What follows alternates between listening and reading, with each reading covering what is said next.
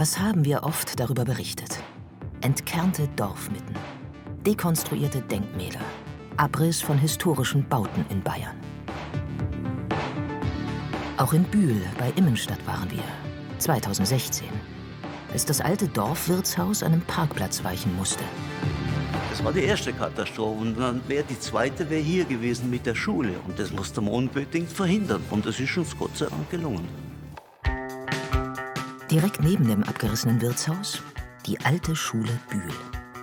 2020 in letzter Sekunde gerettet von einer Gruppe Bürgerinnen und Bürgern. Seitdem richten sie das alte Gebäude wieder her. Denkmalgerecht.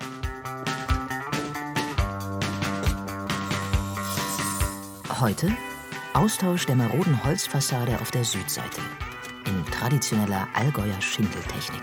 Diese alten Techniken oder mit welchen Mitteln die damals das eigentlich hingebracht haben, das muss man schon bewundern. Es sollte ja so sein, dass es am Schluss eigentlich keiner merkt, dass wir was verändert haben an dem Gebäude. Oder nicht groß, sagen wir mal so.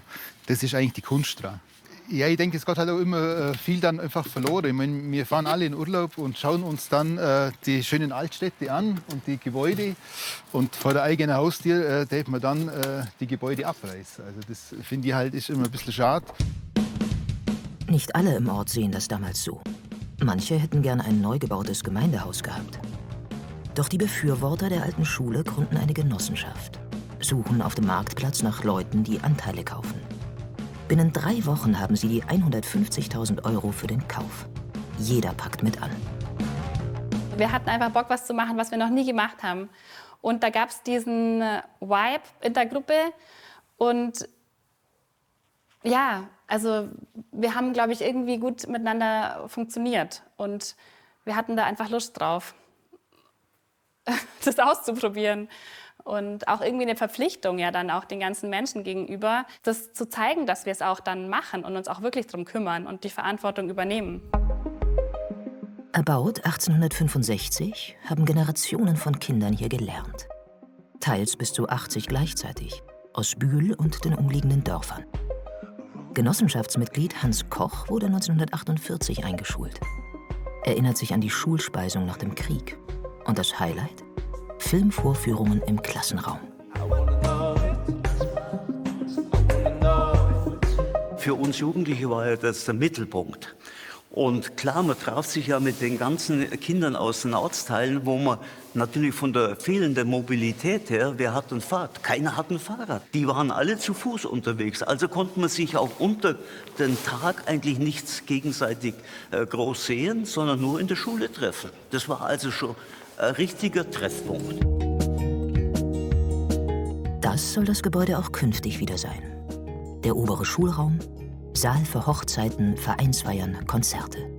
Der Dachboden, Coworking Space.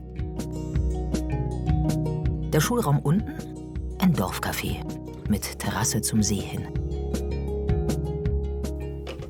Bis dahin gibt es für die Ehrenamtlichen immer wieder Herausforderungen.